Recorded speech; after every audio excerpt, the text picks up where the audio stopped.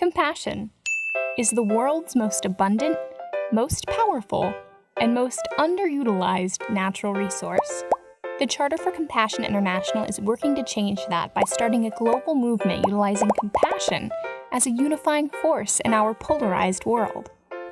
Studies by Dr. James Doty at the Stanford Center of Compassion and Altruism show that compassion improves productivity, innovation, and happiness. On November 11, 2011, Louisville, Kentucky, in conjunction with Mayor Greg Fisher, declared itself a compassionate city and committed to a 10-year campaign to nurture the growth of compassion in the community. Every day, Louisville is becoming an even bigger player in the global compassion movement. By September 2015, the Charter's goal is to have 100 cities, and within those 100 cities, 100 organizations, 100 schools, and 100 businesses, as well as to attract celebrities and world leaders to come together to inspire individuals to make civic engagement an integral part of their lives. We need your help to make this happen. Compassion can enhance economic development in Louisville, as well as solidify us as one of the leading forces in the quest for a better world. Act now for compassion. Adopt a resolution, sign the Charter for Compassion, and help us answer the question, what does compassion want for Louisville? Well, welcome back. Our second segment features the Partnership for a Compassionate Louisville. On 11/11/11, Louisville Mayor Greg Fisher signed a resolution declaring Louisville a compassionate city and committing to a multi-year Compassionate City campaign. With the help of Tom Williams, a local attorney with Stoll Keenan Ogden, he created the Partnership for a Compassionate Louisville, whose mission is to champion the nurture and growth of compassion. Under Tom's leadership, the movement is gaining traction locally, and Louisville is attracting attention nationally as a model compassionate city. Compassionate Louisville asks, what does compassion want for Louisville? Our guests are Tom Williams, co-host of the Partnership for Compassionate Louisville and an attorney at Stoll Keenan Ogden Law Firm. Thank you so much, Tom, for joining us.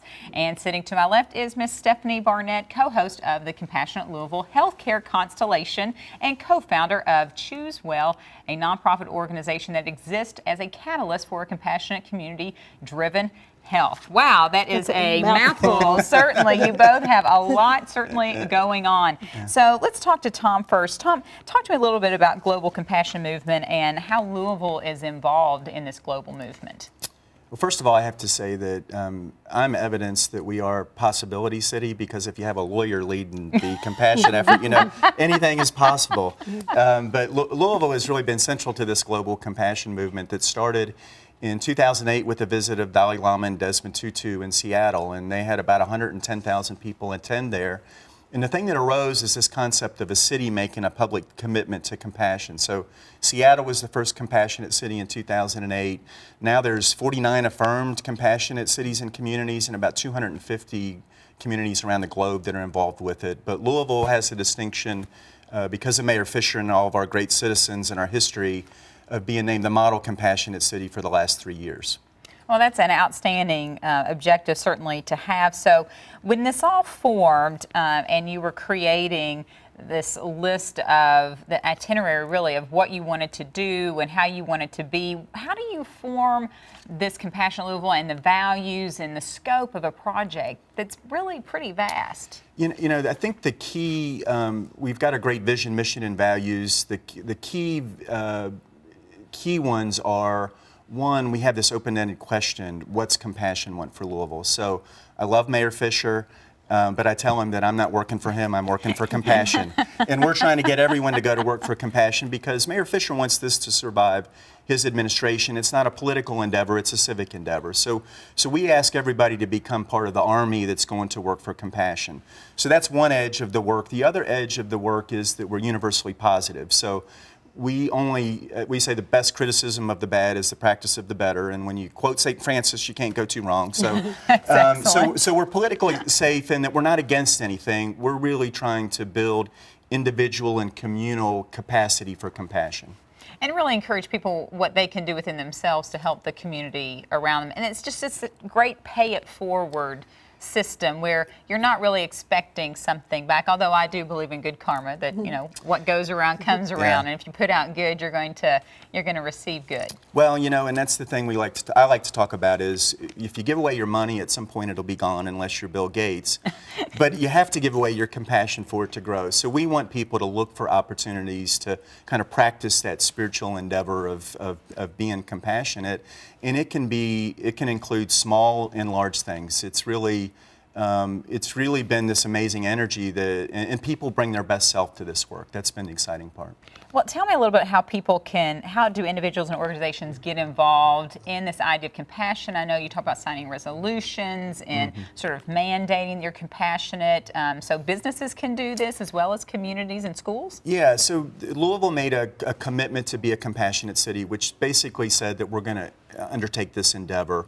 We're very careful to say that we have more than our fair share of pain and suffering. We just know that compassion is good to build community. Sure. But individuals, groups, community organizations can make their own resolution, basically telling their compassion story and making a commitment to themselves that they want to be more compassionate. So to date, we've had about 70-something different organizations make commitments, all the way from Brown-Forman to New Roots to large and small organizations. But we're not a watchdog organization. We want people to make an authentic commitment, and then we'll create connections and resources for them. And they can have their own definition of what that compassionate project or compassion looks like for them. Absolutely. Right. For example, the Family Scholar House made a resolution. They do great work in town. Big part of their conversation was that compassion includes accountability, because we're not talking about pity, we're not talking about handouts, we're talking about holding people accountable for their own lives, but then living more compassionately with each other. Well, accountability builds pride, certainly, right. as well. And I love the whole concept of getting the whole community involved, no matter what socioeconomic level you are, where you live demographically or geographically, that everyone can be involved to make a difference. Absolutely. I think that's excellent. Yeah, and one of the great things about compassion is we see it speaks a lot of languages, because there's a lot of science now that shows that compassionate practices are good for your individual health. And it's also it's a civic virtue that can get into the schools, and compassion is common ground in all the religions. So it's really this great binding force. I'd like to institute that in my house. So if my kids can be compassionate and clean my room, then that may make me feel good, and I'll be compassionate and clean their room. There you go. Yeah. I don't think that'll work. No, we don't think so. Well, let's move over to Miss Stephanie. So you have got this large project, Compassionate Louisville's Healthcare Constellation. And tell me about this project and its history. It's got a name, probably about the size of its history, I would assume. It does. Well, this is what happens when you maintain eye contact with Tom Williams for 20 seconds too long. You end up agreeing to co-host a constellation. And so in our Compassionate Louisville speak, constellation is a group of stars that kind of gather together around an energy force that is compassion, and begin to explore the question of what would it be like if compassion were more of the driving force of healthcare in our city. I mean, we know that the mayor has declared us a healthy hometown as well, so we want it to be a compassionate, healthy hometown. And what does that look like? And so back in November of 2012, we had a little bit of a rest. We had a year to get ready. We began an initiative to begin to explore that question. And we were very, very fortunate in that the work attracted a gentleman who is a global compassion leader in healthcare, Dr. Robin Youngson, who is the founder of Hearts in Healthcare, found his way to Louisville for a week in November of 2012 and actually helped us launch our constellation. And through that, we've attracted almost over 500 people at varying levels within healthcare organizations. So everybody from senior executives to folks that are performing the vital roles of nurses and maintenance folks in hospitals and administrators. How do they demonstrate compassion? Because to me, of course, my husband is a surgeon, That's so right. I assume that they're practicing compassion all the time just by the life-saving things they're able to do for people, which still boggles my mind. But what other steps? How are they building more of that into their mission? So I think that it's all the practices that we want to employ on a day-to-day basis too. So can we be more present? Can we be more attentive? Can we be more caring? And can we be more open to hearing those, especially those that are suffering? The interesting direction that our constellation has taken, though, is the compassion towards the caregiver. Oh. Okay, so okay. I can relate to that. Yep. So in order for us to continue to to show up as our best, most compassionate healthcare selves, we need to take a look inside. And there's been some research that's been done that shows that Louisville is off the charts in terms of its ability to maintain compassionate focus on others, but we could do a little bit more work on compassion, self-compassion. And so the healthcare constellation over the course of the last several years has really begun to focus more inward. What do we need to take care of our own?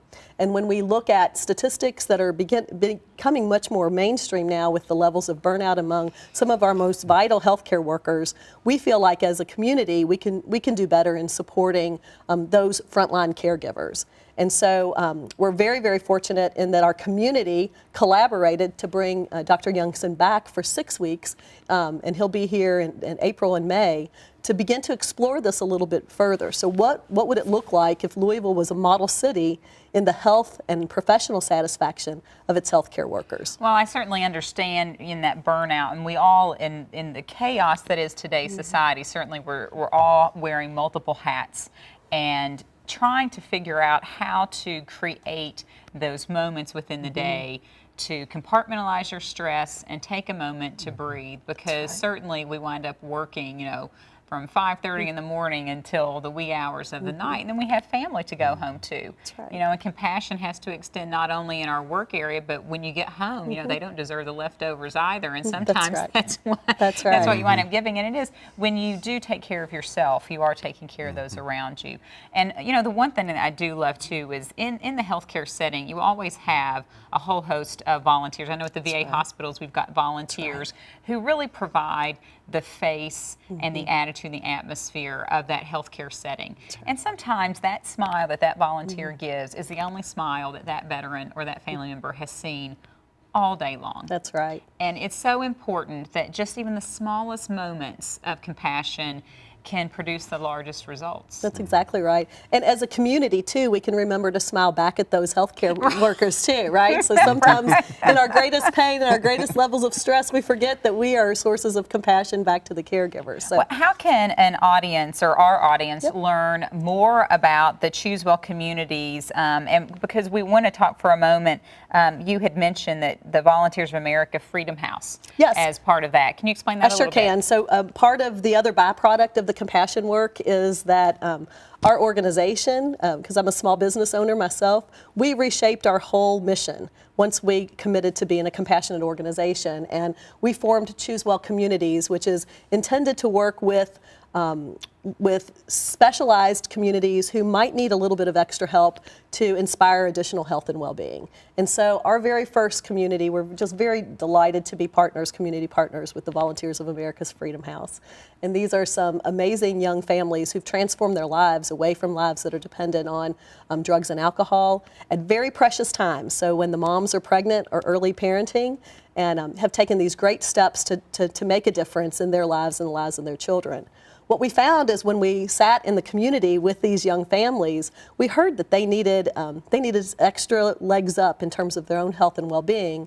And while their focus was on sobriety and delivering really healthy babies, and their statistics and their results are just outstanding for that, they were still trying to learn how to integrate just typical health and well-being strategies in their new homes with their new families. And so Choose Well is undergirded by about 20 to 25 additional volunteers that show up every Friday with these moms. We work in partnerships with the New Roots Fresh Stop Project, so we bring fresh produce into their homes, and we throw it all out on a table, and we chop and we chat, and we experiment with taking care of ourselves through good nutrition and movement and mindfulness behaviors, but also start to talk about what we need to get and stay well. That sounds like something that everybody needs. That's right. Well, for at the men too. I'm sorry, there, Tom. But every working mom needs that moment to kind of get together and to really learn how to take care of themselves so they can take care of their family. Volunteers of America is a wonderful organization that the Kentucky Department of Veterans Affairs has partnered with to work on homeless veterans initiatives, and we certainly appreciate all the work that they do. Thank you so much, Stephanie, and thank you, Tom, for sharing all of your information about Compassionate Louisville, about Choose Well, and all the wonderful things that are going on here today. So if you want to learn more about how to be involved, please go to www.compassionatelouisville.org. It's a way to get involved, change not only your life, but possibly change the lives of others. So join us next time on Heart of Gold.